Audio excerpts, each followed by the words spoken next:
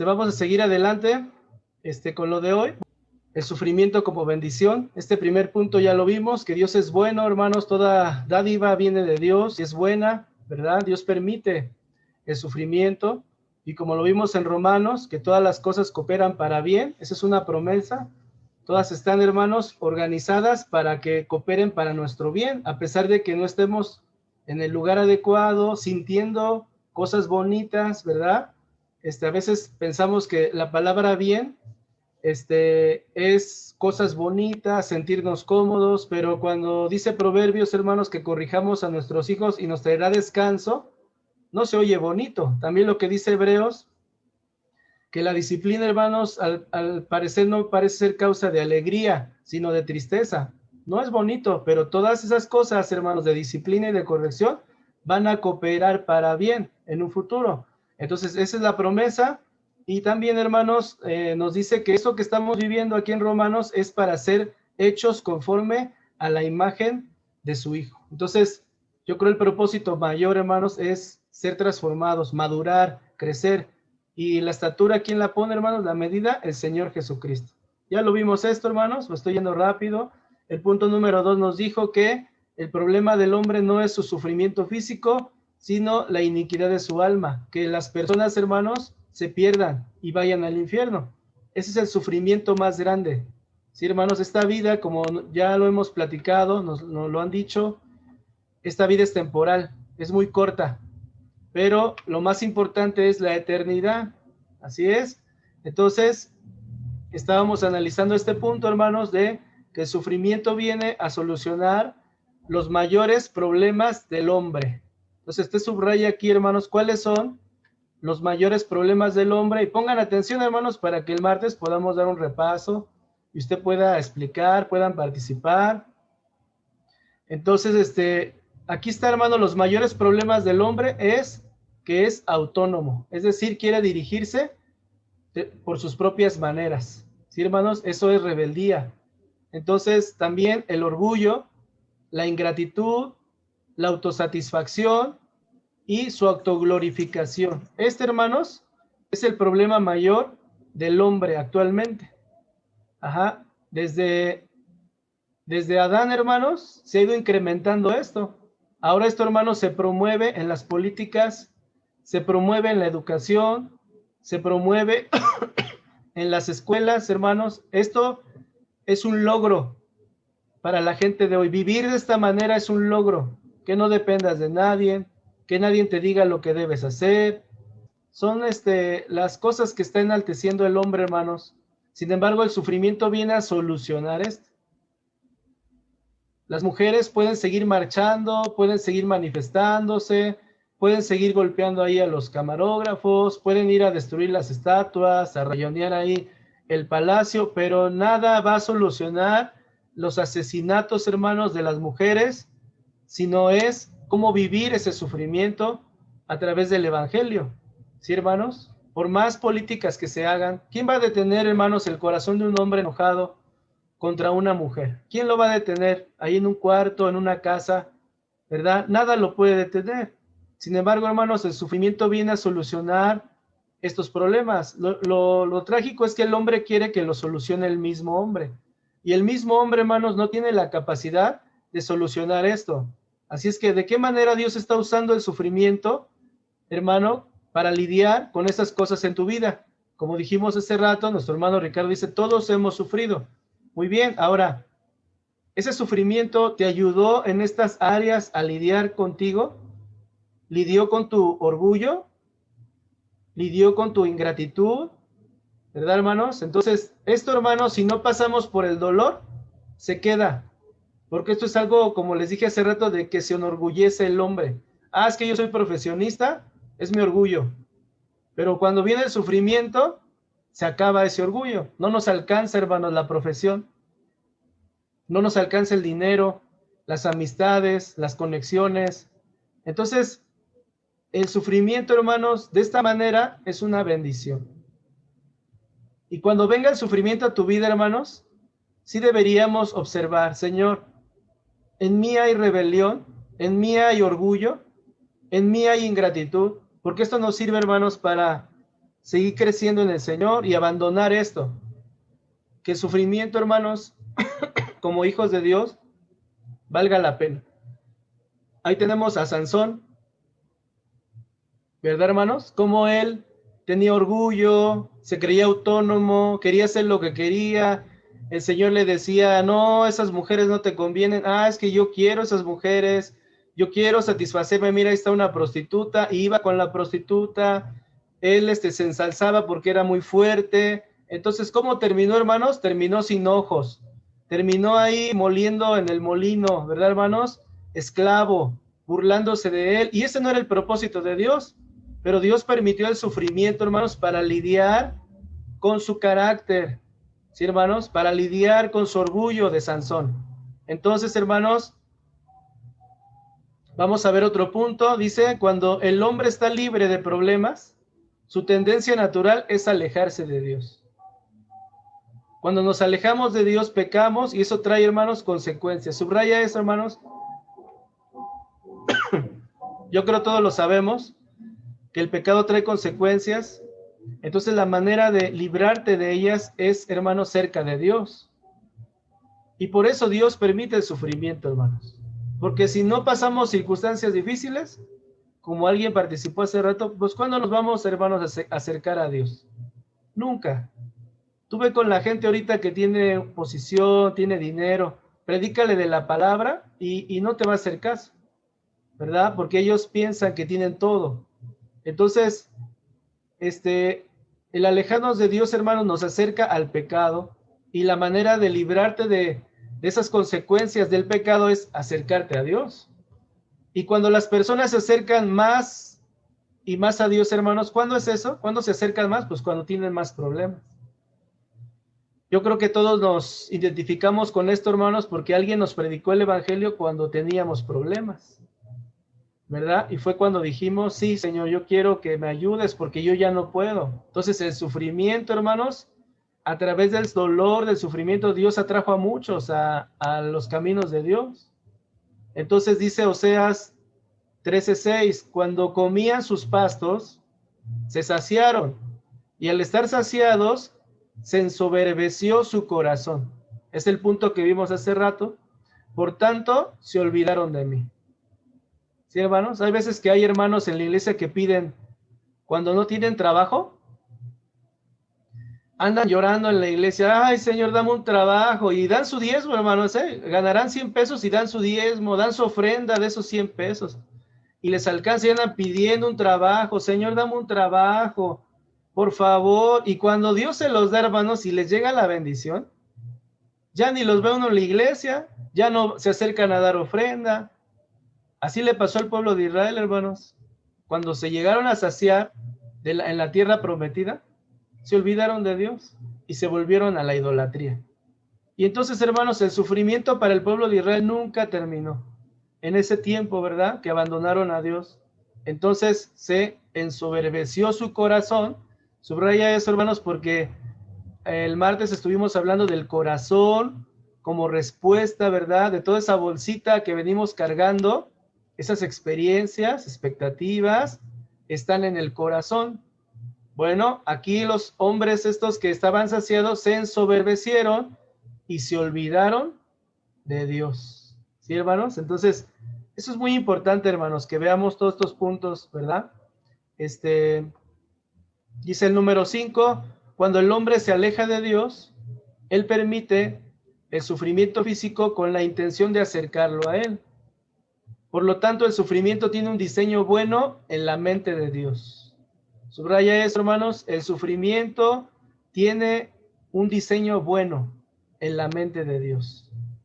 ¿Por qué a la gente no le gusta el sufrimiento? Ya lo explicamos en la primera prédica, porque no es parte de lo que el hombre, hermanos, se le enseña y quiere, ¿verdad? El hombre no quiere sufrimiento, el hombre no quiere dolor, pero el sufrimiento, hermanos, es un diseño bueno de parte de Dios para muchas cosas, y la primera, hermanos, es nuestra salvación, quitar nuestro orgullo, ¿verdad?, nuestra rebeldía. Entonces, dice aquí, hermanos, Amós 4:6, dice, yo también os he dado dientes limpios. ¿Qué es dientes limpios, hermanos? Pues que no comían. o sea que no había nada en su boca, en todas vuestras ciudades, y falta de pan en todos vuestros lugares, pero no os habéis vuelto a mí. O sea, el hambre, hermanos, no fue suficiente para volverse a Dios. Fíjense, hermanos, pero no os habéis vuelto a mí, declara el Señor. Y además os retuve la lluvia cuando aún faltaban 3 meses para la siega. Hice llover sobre una ciudad y sobre otra ciudad no hice llover. Sobre una parte llovía y la parte donde no llovía se secó. Así que de 2 o 3 ciudades iban tambaleándose a otra ciudad para beber agua y no se saciaban. Pero no os habéis vuelto a mí, declara el Señor. O sea, no tenían alimento, tenía que ir a conseguir agua a otros lugares. Pero ¿cuál es la cualidad de estos hombres, hermanos? No se habían vuelto al Señor. No querían saber de Él. Dice, os herí con viento abrasador y con añublo, y la oruga ha devorado vuestros muchos huertos y viñedos, y vuestras higueras y vuestros olivos, pero no habéis vuelto a mí, declara el Señor. Qué difícil, ¿no, hermanos? Que el hombre, incluso nosotros, ¿verdad? Estuvimos sufrimiento tras sufrimiento, tras sufrimiento, antes de venir a Cristo. Y nos decían, ándale, acércate a Dios, pídele perdón a Dios, y no te volvías a Dios. Envié contra vosotros una plaga como la plaga de Egipto, maté a espada a vuestros jóvenes, junto con vuestros caballos capturados, e hice subir hasta vuestras narices el hedor de vuestro campamento, o sea, ya estaba muerto, de tanto dolor que había ahí, hermanos, pero no os habéis vuelto a mí, declara el Señor. ¿Cómo se sentirá el Señor, hermanos, ahorita? Que dice, yo les permití que estuviera el virus, otras pestes, décadas anteriores, y no se han vuelto a mí, ¿verdad? O sea, el sufrimiento, hermanos, no les ha ayudado. Y nosotros como creyentes, hermanos, el sufrimiento es una bendición de Dios. ¿Cómo debe de cambiar nuestra, como dijimos, hermano, nuestra perspectiva de ver las cosas? Sí, hermanos, porque al igual que el ser humano, nosotros queremos huir del sufrimiento, no queremos atravesar eso. Pero para Dios es necesario, ¿sí, hermanos?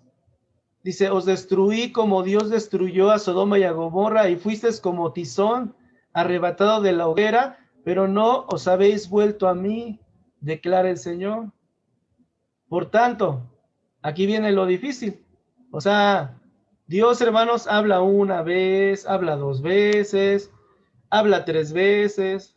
Les digo, a algunos ya hasta se acostumbraron. Mientras les va mal, están llore y llore con Dios. Ay, oren por mí, estoy bien enfermo. Luego otra vez, oren por mí, no tengo dinero.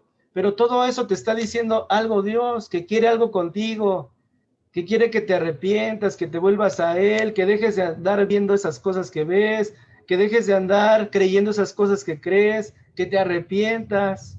Y una y otra y otra y otra. Ahí está, hermanos, el ejemplo de Amós que viene aquí.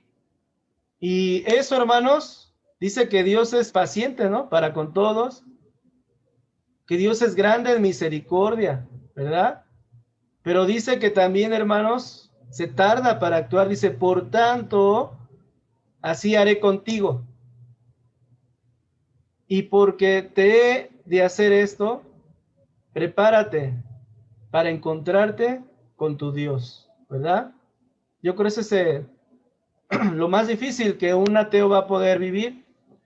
¿Por qué, hermanos, digo un ateo? Porque hay gente que va a la iglesia, hermanos, que es atea, no cree en Dios, y la marca, hermanos, de que alguien no cree en Dios es de que es necio.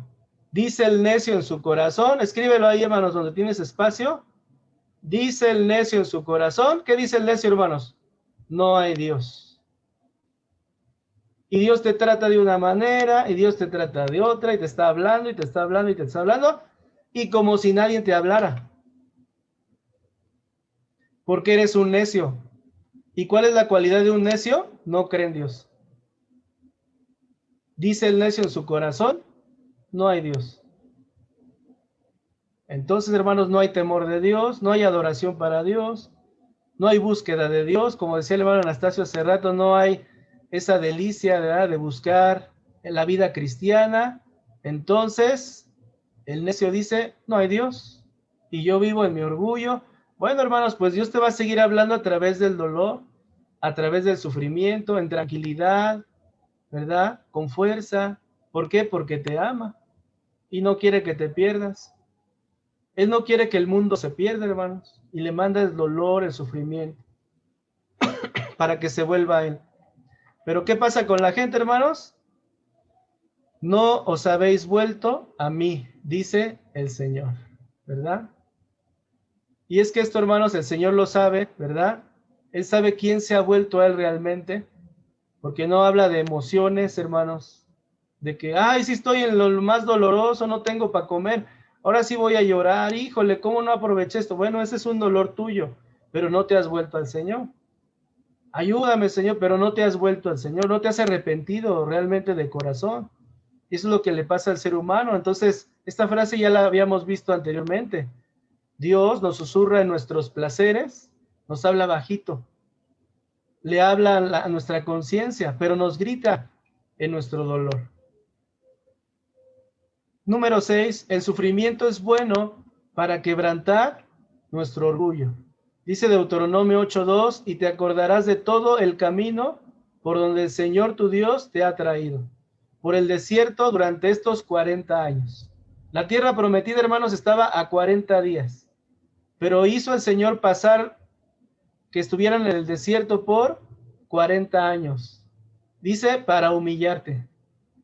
Ahí está el desierto, hermanos. ¿Para qué son los desiertos? Para tratar con nuestro orgullo, con nuestra rebeldía, para ponernos una cualidad de carácter que no tenemos, para humillarte, probándote a fin de saber lo que había en tu corazón y si guardarías o no sus mandamientos.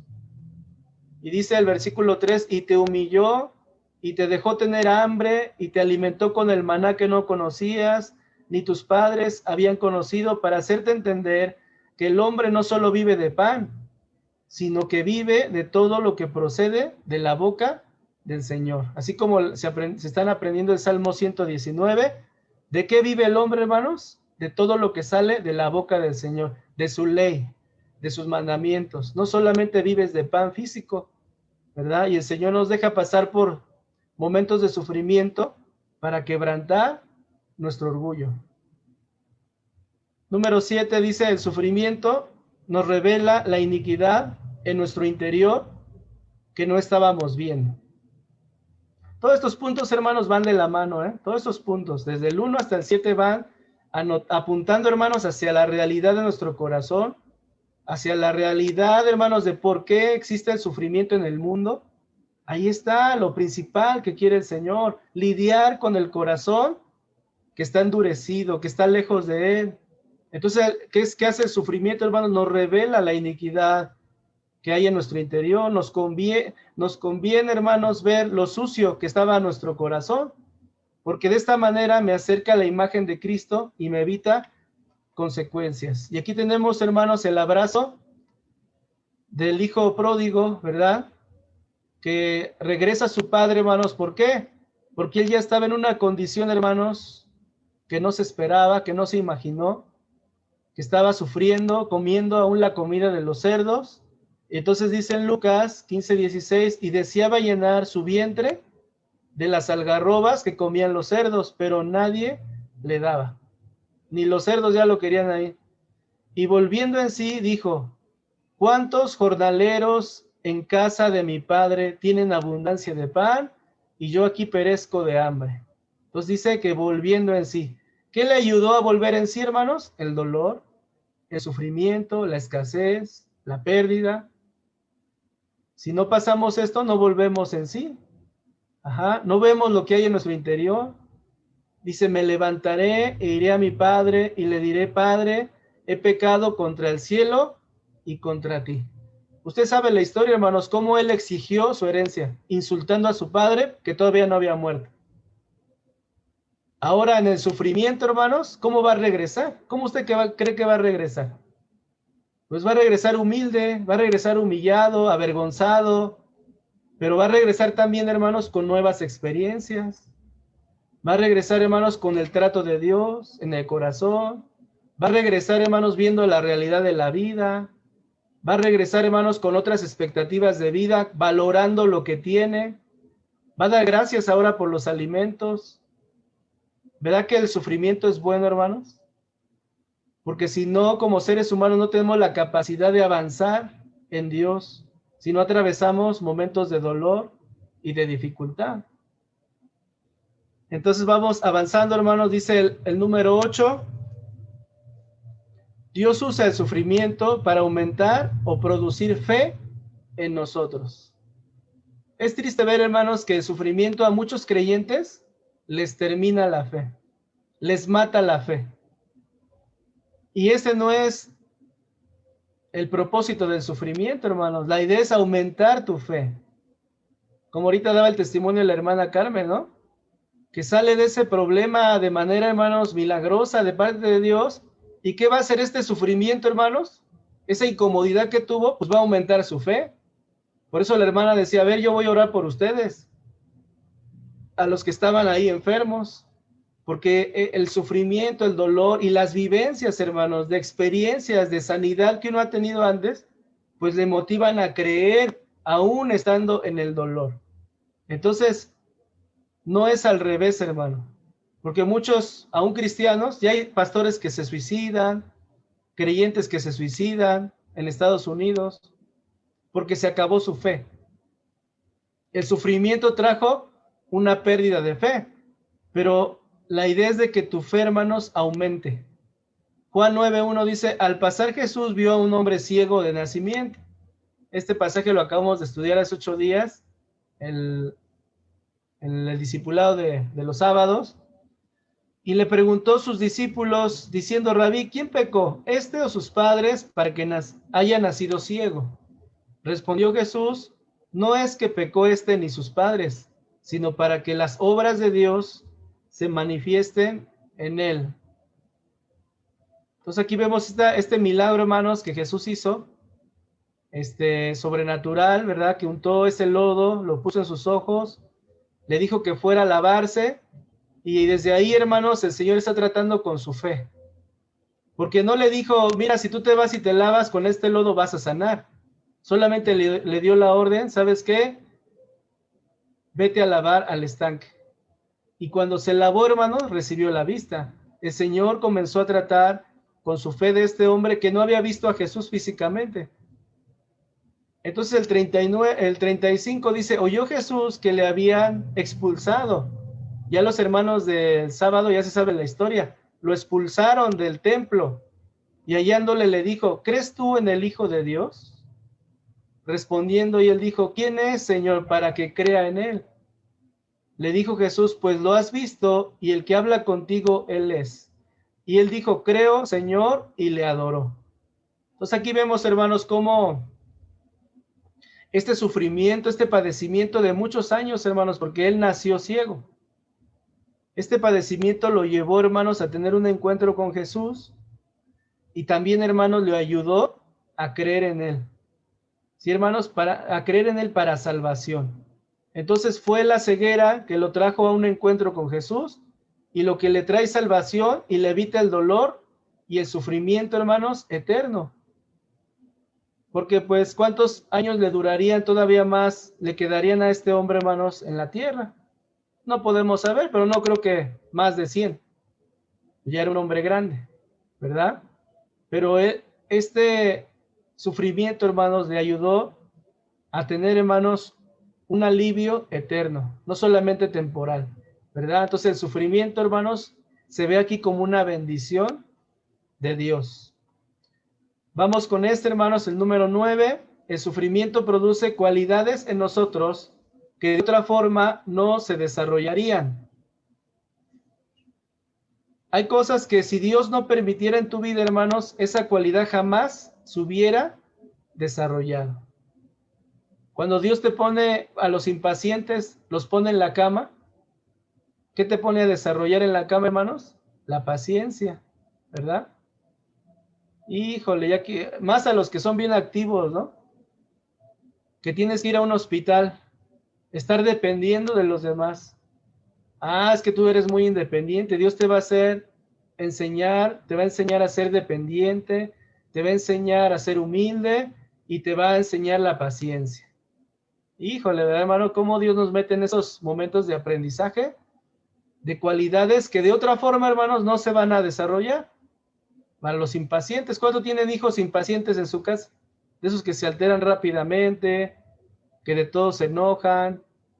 Ah, bueno, entonces tú ya le platicaste qué debe hacer, pero después el Señor, como ama a tu hijo, también lo va a meter en circunstancias, hermanos, donde va a desarrollar la paciencia. ¿A cuántos nos ha tocado estar en un hospital, hermanos, esperando noticias?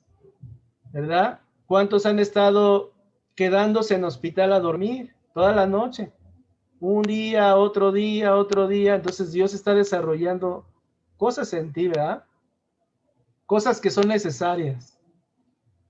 Dice Romanos 5:3, y no solo esto, sino que también nos gloriamos en las tribulaciones, sabiendo que la tribulación, subráyele ahí, hermanos, produce paciencia. Y la paciencia, carácter probado. Y el carácter probado, esperanza. Y ahí podemos continuar la lista, hermanos, de todas las cosas que el sufrimiento produce. Entonces, a veces estamos en el discipulado, hermanos, de carácter y pues estudiamos muy bonito, ¿no? Las cualidades, pero cuando ya entras a la práctica, hermanos, al examen de la vida, ahí es donde realmente uno empieza a morir a sus viejos hábitos, ¿verdad? Costumbres y maneras de pensar, y Dios empieza a producir. Dice, la tribulación produce paciencia. Así es que los que están pidiendo, hermanos, por un carácter restaurado, un carácter adecuado como hijo de Dios, deben estar, hermanos, preparados para el momento difícil, porque Dios va a desarrollar esas cualidades en ustedes. ¿Sí, hermanos? Porque a veces, hermano, cuando tú le dices a tu hijo, hijo, mira, te voy a enseñar que esto no se hace, no debes agarrar lo que no es tuyo. Ya tú se lo enseñaste bíblicamente porque en un devocional le dijiste que eso no se hacía. Mira, hijo, estas son las consecuencias de aquellos que roban. Entonces, cuando él trae algo, hermanos, de otra casa, tú le dices, hijo, ¿qué es lo que vimos? ¿Qué es lo que esto va a traer a tu vida con Dios? Dios está viendo lo que estás haciendo. Entonces, lo regresa. Pero otra vez se encuentra ante la tentación y trae otra cosa. Ahora trae dinero. Y otra vez le vuelves a decir, hijo, el Señor me puso a mí para enseñarte. Pero dice la Biblia que la necedad va a ser arrancada de tu corazón con la vara.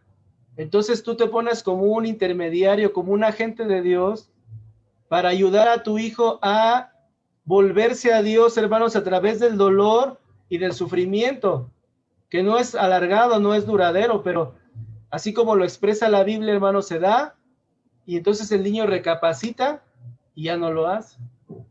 Entonces, ¿cómo se desarrolló esa cualidad del niño, hermanos? No fue a través de una plática, porque no quiso entender. No fue que le dijiste, mira, es que Dios te ama, es que mira, Dios no le agrada. Fue a través de una disciplina, hermanos, física, una corrección que lo llevó al dolor. Y hay hermanos que ya son adultos y que le dijo el Señor en una predicación, ya deja de tratar mal a tu esposo, trátalo bien. Ya deja de hacer estas cosas. Y tú parece que entiendes, ¿no? Como los niños, parece que nos escuchan, nos entienden. Pero hay cosas que no se van a arrancar del corazón, niños, si no es con la disciplina. Y entonces otra vez volvemos a fallar, y vamos otra vez, y el Señor en una prédica nos dice, deja de hacer esto en tu matrimonio, vivan de esta manera. Y ahí está el Señor como un padre, hermanos, amoroso, diciéndote, pero el corazón necio no quiere. Entonces viene el Señor, ahora ya no es el Padre, viene el Señor a tratar, hermanos, con nuestras circunstancias. Y dice en Hebreos que el Señor a quien ama, disciplina y castiga a todo aquel que recibe, hermanos, por hijo. Entonces, hermanos, si tú ya hiciste a lo mejor tú dices que mis hijos ya están grandes, hermanos, pero créeme, a veces es más fácil enseñarles esto, hermanos, de carácter de niños, que de grandes lo aprendan.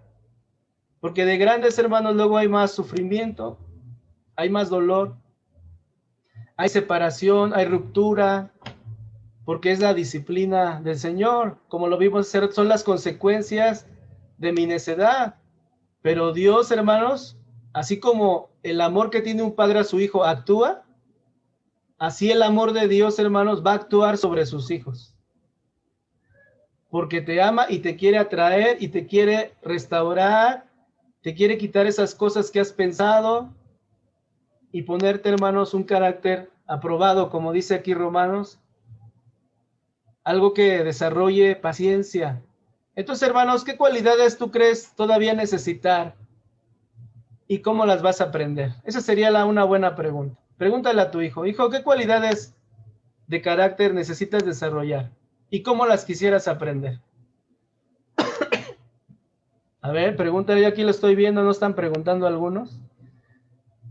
Esposa, ¿qué cualidades de carácter necesitas aprender? ¿Ya las tienes identificadas? Muy bien, ahora, ¿cómo las quisieras aprender? Tú que ya estás grande, ya no eres un niño, ¿cómo las quisieras aprender? Así en una prédica y decirle al Señor, me arrepiento, Señor, por cómo yo he sido tanto tiempo y no he lidiado con esta rebelión, con esta necedad. ¿O las quieres aprender o esperar que Dios obre en tu vida? Esperar que Dios trate en tu corazón. ¿Cómo te gustaría aprenderlas? Primera de Pedro 1:6 dice, en lo cual os regocijáis grandemente, aunque ahora por un poco de tiempo, si es necesario, seáis afligidos con diversas pruebas. ¿Cuánto, hermanos, es un poco de tiempo aquí? Según el apóstol, es, hermanos, la vida en la tierra. Ese es el poco tiempo, porque la eternidad, hermanos, es mucho tiempo. Pero aquí el apóstol, hermano, está diciendo que vamos a pasar por un poco de tiempo, aflicciones y diversas pruebas. ¿Cuál es ese poco de tiempo, hermanos? Otra vez les pregunto. Es la vida en la tierra. Ese es el poco de tiempo. Así es que siempre vamos a estar rodeados de dificultades, aflicciones y pruebas. Para que la prueba de vuestra fe, más preciosa que el oro que perece, aunque probado por fuego, sea hallada, que resulta en alabanza, gloria y honor en la revelación de Jesucristo. ¿Qué tiene que resultar, hermanos, de nuestras pruebas? Que van a ser diversas, van a ser muchas, en este poco de tiempo de vida que tenemos, que nuestra fe, hermanos, sea hallada en alabanza. Sí, hermanos, en gloria y honor, ¿verdad? Entonces, mi fe probada, hermanos, por el sufrimiento, le va a dar la gloria a Cristo. Entonces, hermanos, este es un punto muy importante, ¿verdad? Cómo Dios va obrando a través de nuestras aflicciones constantes, porque aquí Pedro dice que es en toda la vida, en la tierra, vamos a tener aflicciones, y la idea de ellas, hermanos, no es la idea del mundo, como lo hemos estado desarrollando, sino es para la gloria de Dios. Dios nos creó, hermanos, para su gloria. Sea que estemos alabando a Dios, sea que estemos trabajando, sea que estemos comiendo, entreteniéndonos, todo, hermano, lo que hacemos es para la gloria de Dios. Y también ahí, hermanos, incluye el sufrimiento. Cuando estamos sufriendo, hermanos, y nuestra fe está siendo probada, la idea, hermanos, es que Dios se lleve la gloria. Entonces, eso, hermanos, va alejando un poco de estos pensamientos terrenales, donde la gente no le encuentra sentido, como explicaban mis hermanos hace rato, ¿verdad? Donde la gente se siente como que ya se le acabó la vida, ya no hay más por qué luchar, es que eso era todo para mí, mi trabajo, esta persona. Entonces, hermanos, de esa manera yo no le doy la gloria a Cristo, porque estoy demostrando que tengo una mente muy terrenal, muy, hermanos, ignorante de lo que es, hermanos, la vida en Dios.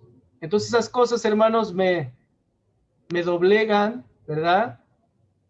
Y como dijimos hace rato, no solamente está el sufrimiento presente, sino que yo le añado a mi sufrimiento todos estos pensamientos y experiencias, hermanos, que estoy comentando, y eso, hermanos, no le da la gloria a Dios. Entonces, mientras vamos comprendiendo cuál es el propósito del sufrimiento, hermanos, nos preparamos para que cuando pasemos por ello, le demos la gloria a Dios, porque ese es nuestro fin aquí en la tierra. ¿Para qué Dios nos creó según la carta de Efesios, si usted la lee, y la carta de Colosenses? ¿Para qué Dios me creaste? Y Dios te va a decir, para que me dieras la gloria, a través de tus obras. En todo lo que haces, yo me tengo que llevar la gloria. Eso es para sus hijos de Dios. Entonces vamos aprendiendo, hermanos, y vamos desarrollando estos puntos, ¿verdad? Voy a terminar con este, hermanos. El número 10 dice: el sufrimiento es un instrumento usado por Dios frecuentemente para llevarnos al arrepentimiento. Entonces, todo lo que llevamos del punto número 1 a este 10, hermanos, es para este punto. Pero hablando del arrepentimiento, hermanos, no como un remordimiento, sino un cambio de vida. Porque si no aprovechamos el sufrimiento, hermanos, no hay un cambio de pensamiento, no hay un cambio de vida, no hay un cambio de carácter. No es el arrepentimiento, hermanos, solamente de, es que yo ya me arrepentí, hermano, cuando di mi vida a Cristo. No, hermanos, es que yo todavía tengo cosas que dejar, tengo cosas que abandonar. Entonces, ese es del punto 1 al 10, donde hemos visto, hermanos, esa es la clave en avanzar en el sufrimiento, es para mi arrepentimiento, para que yo esté cercano a Dios, para que yo y Dios tengamos una relación y Él me ayude. Yo necesito estar en sintonía con Dios. Y el Salmo 32, 3, 5 dice: mientras callé mi pecado, mi cuerpo se consumió con mi gemir durante todo el día. Y hay hermanos que llevan no solamente un día, que cuando les decían arrepiéntanse, se arrepentían de unos pecados, pero de otros no. Y ese día no era un día, eran semanas, eran meses. Y cuando llegan las consecuencias, dice el necio que le dice a Dios: tú tienes la culpa, Dios. Hasta le echan la culpa al Señor. Pero no, hermanos, es porque yo me arrepentí de algunas cosas, pero no de todas. Me preguntaban: ¿cómo vas en tu relación con Dios? Muy bien. Pero no comentabas que tú en las noches tenías otros dioses a los que te inclinas, ¿verdad? Entonces no te has arrepentido. ¿Y cómo vas en tu matrimonio? No, pues vamos bien. Pero nunca comentaste que tenías otras fantasías, otras cosas en tu mente. Nunca lo platicaste. Entonces no te has arrepentido. Y este gemir, hermano, se prolongó no solamente durante un día. Hay gente que tiene este gemir, hermanos, mientras que tiene su pecado por meses, por años, hasta que eso explota. Tienes que ser, hermanos, abierto y realmente sacar todo lo que a Dios no le agrada de tu corazón. Dice: porque de día y de noche tu mano pesaba sobre mí, mi vitalidad se desvanecía con el calor del verano. Te manifesté mi pecado y no encubrí mi iniquidad. Dije: confesaré mis transgresiones al Señor, y tú perdonaste la culpa de mi pecado. Subraya lo que está al final, hermanos. Confesé mis transgresiones al Señor y tú perdonaste la culpa de mi pecado. ¿Qué estaba afligiendo al salmista, hermanos? Su cuerpo, su pecado. ¿Sí, hermanos? Eso es lo que dice el versículo 3. Le robó su vitalidad, sentía una carga pesada sobre él. ¿Y qué dice? Confesé mis pecados al Señor y tú perdonaste la culpa. Hermano, subrayen la culpa, enciérrenla, porque esta culpa, hermanos, es la que traía en su costalito de ideas, expectativas y cosas. O sea, aparte de su sufrimiento, tenía la culpa, que le hacía más grande, hermanos, su dolor. Entonces, ¿qué fue lo que hizo, hermanos? Se arrepintió. Dice Jueces, hermanos, en la vida de Sansón, que veníamos hace rato hablando. Entonces Sansón, hermanos, cuando ya no tenía ojos, se burlaban de él, ahí lo agarraban de bufón, mientras él en un tiempo anduvo asesinando filisteos, ahora era su bufón, era su payaso en las fiestas. Entonces Sansón dijo al joven que le guiara la mano: acércame y hazme palpar las columnas sobre las que descansa la casa, para que me apoye sobre ellas. Y la casa estaba llena de hombres y mujeres, y todos los principales de los filisteos estaban ahí. y en el piso alto había como 3,000 hombres y mujeres. O sea, segundo piso, 3,000 hombres y mujeres que estaban mirando el escarnio, hermanos, de Sansón. Hasta ahí lo llevó, hermanos, su sufrimiento por las consecuencias de su pecado. Ese fue un punto de los que vimos. ¿Por qué sufrimos? Por las consecuencias de tu pecado. Bueno, pues hasta ahí lo llevó, hermanos, a Sansón, sus consecuencias, a que lo miraran con escarnio. Entonces clamó Sansón a Jehová, hermanos, así como el salmista. Yo creo también Sansón se culpaba, yo creo también Sansón se avergonzaba, le remordía su conciencia de tener todo, hermanos, en Dios, que el Espíritu Santo bajara y lo llenara y fuera un grande juez para Israel. Se acordaba, yo creo, de toda esta fuerza, hermanos, que tenía y se avergonzaba, se sentía culpable. Entonces, hermano, esa palabra es muy importante. Entonces, porque es lo mismo que le pasó al hijo pródigo. Entonces, clamó Sansón a Jehová y le dijo: Señor Jehová, acuérdate ahora de mí y fortaléceme. Te ruego solamente esta vez, oh Dios, para que de una vez tome venganza de los filisteos por mis 2 ojos. Fíjate, hermano, hasta dónde tuvo que llegar Sansón para poder reflexionar su propósito, para poder, hermanos, valorar que estaba cerca de Dios y que venía el Espíritu sobre él. ¿Hasta qué punto tuvo que llegar? De necedad, hasta este. Su último clamor fue de arrepentimiento. Pero esa no es la voluntad de Dios. La voluntad de Dios es que hoy, hermanos, tú estés bien delante de Dios, avances. Y si hay cualidades de carácter en tu vida, hermano, que necesitas reafirmar, avances, pidas ayuda. Es el tiempo, hermanos, de crecer en el Señor. No esperes otros tratos, no esperes otro tiempo. Es hoy. Salmo 51, el Salmo de David, dice: ten piedad de mí, oh Dios, después de pecar en adulterio. Dice Jesús que cualquiera que mire a una mujer deseándola en su corazón, hermanos, ya adulteró.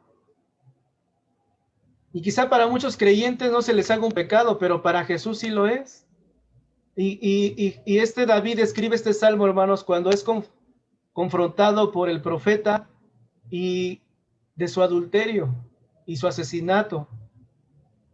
¿Y qué hizo David, hermanos? Le dijo al Señor: ten piedad de mí, oh Dios, conforme a tu misericordia, conforme a la multitud de tus piedades, borra mis rebeliones, lávame más y más de mi maldad y límpiame de mi pecado, porque yo reconozco mis rebeliones y mi pecado está siempre delante de mí.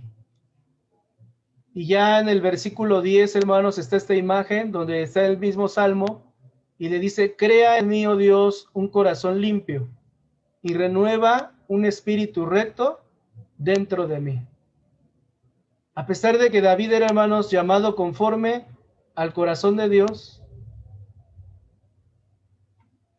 a pesar de que David, hermanos, amaba a Dios, en un momento de distracción, hermanos, pecó delante del Señor y lo llevó, hermanos, a perder la cabeza, adulteró, asesinó a este hombre, ¿verdad? Y quedó, hermanos, dice, sin poder cantar, porque ese salmo ahí lo habla, sin poder hablar de las cosas de Dios, sin el Espíritu Santo, porque ahí mismo en el 51 otra vez lo pide todo eso, que regrese a su vida. Y ahí, hermanos, en su clamor de arrepentimiento le dice: Señor, crea en mí un corazón limpio.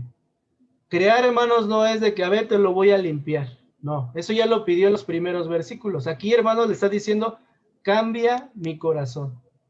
Cámbialo. Ya no quiero este corazón. O sea, crear, hermanos, es de que lo haga nuevo. Ya no quiero este corazón que estuvo pecando contra ti, que te lastimó, que alejó de mí el Espíritu Santo. Ya no quiero este corazón.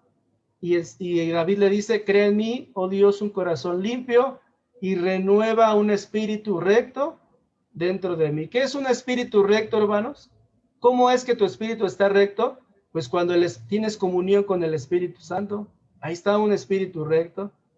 Cuando puedes tú, hermanos, escuchar la voz del Espíritu Santo, tienes esa intuición de que te dice y te puede guiar. Y también tu espíritu es recto, hermanos, cuando tienes esa comunión con el Señor, ¿verdad? Y eso es lo que pedía David, hermanos, al cambiar su corazón. Entonces, ahí está, hermanos, la primera parte de lo que el sufrimiento debe generar y cómo lo podemos ver como bendición. ¿Sí, hermanos? El ser humano de hoy quiere huir del sufrimiento, pero Dios, hermanos, se quiere acercar a nosotros a través del sufrimiento, que de otra manera no podríamos vivirlo, ni entenderlo, ni hacerlo.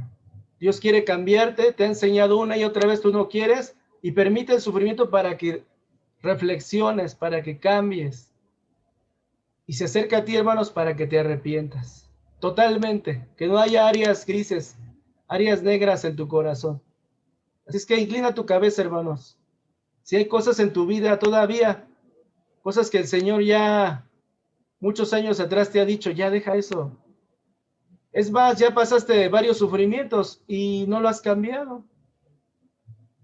¿No te han funcionado esos tratos de Dios para hablar, llamar tu atención y decirte, yo quiero darte un corazón nuevo, pero tú no quieres? Tú quieres seguir haciendo lo mismo, que me deshonra. Entonces, hermanos, es tiempo de que tú le digas, Señor, yo ya sé que debo de dejar, yo ya sé que debo de entregarte. Muchos ya saben, hermanos. Yo sé que hay muchos que todavía el Señor les va a decir que tienen que dejar, pero muchos ya saben y que no han querido. Entonces el trato de Dios continúa, hermanos, continúa. ¿Por qué, hermanos? Es que Dios no me ama. No, al contrario, te ama tanto que quiere preservar tu alma a pesar de que se pierda tu cuerpo. Porque este breve tiempo, dice el apóstol Pedro, hermanos, vamos a estar pasando aflicciones. Este breve tiempo es toda nuestra vida, 60 años, 70. Pero Él quiere preservarte para la eternidad. Entonces, hermanos, abraza el sufrimiento que Dios está permitiendo en tu vida, en tu familia, en tu cuerpo. Abrázalo y dile, Señor, yo me he enorgullecido, yo me he sentido autosuficiente. Yo he sido, Señor, cruel delante de ti, porque tú me amas y yo te doy la espalda. Entonces, hermano, vamos a orar. Padre, en el nombre de Jesús, nos acercamos, Señor, delante de ti, porque de otra manera, Señor, si no fuera por tu gracia, por tu amor, Señor, ni nos acordaríamos de ti, Señor. A veces tú te acercas a través de esta manera para hablar a nuestro corazón, para decir que nos amas, que tú estás al pendiente, que vas a resolver las cosas, Padre. Pero nosotros nos hacemos necios, Señor. Y yo te pido que nos ayudes a lidiar con esta necedad, Padre. Que nos ayudes a cambiar esos esquemas que cargamos, Señor, respecto al dolor, al sufrimiento, a cómo deberían ser las cosas, Señor. Por favor, en esta palabra que tú nos estás dando. Y también, Señor, yo te pido por mis hermanos que están ahorita entregando, Señor, ahí en sus hogares, esas cosas, Señor, que tú ya les has dicho, Señor, que no van a funcionar, Señor, en esa relación contigo. Cosas de las cuales tienen que estar avergonzados, Señor, de que han pecado, de que te han fallado, Señor. Cosas que han consentido, Señor, se han postrado ante ellas, se han complacido en ellas, Señor, en esas cosas, Padre. Yo te pido que tú escuches, Señor, y que puedan arrepentirse totalmente, Señor, no en partes, Padre. Que haya un arrepentimiento, Señor, genuino, real, hoy en sus vidas, Señor. Que hoy puedan nacer de nuevo realmente, Señor. Que puedan, como dice el salmista, tú puedas renovar ese espíritu, Señor, dentro de ellos. Que tengan esa intuición otra vez, que tengan, Señor, esa comunión contigo. Padre, que tengan, Señor, esa conciencia, Señor, de que tú estás con ellos, que lo estás viendo, que los estás amando, Señor, en el dolor, Padre. Gracias te doy, Señor, por mis hermanos que hoy pueden, Señor, hacer esta oración. Recibe, Señor, este arrepentimiento genuino, Señor. Y sigue hablando a través del dolor a nuestra vida, Señor. Sigue hablando porque somos necios, Señor. Porque no nos gusta entender, a veces con palabras. Sigue obrando, Señor. Gracias, Padre, por todas tus bendiciones, así como dijo Job también. Y gracias, Señor, también por las cosas que no nos salen bien, por las cosas por las que padecemos. Gracias, porque si no, nunca hubiéramos nos hubiéramos vuelto a ti, Señor. Gracias te damos, Señor. En el nombre de Jesús. Amén.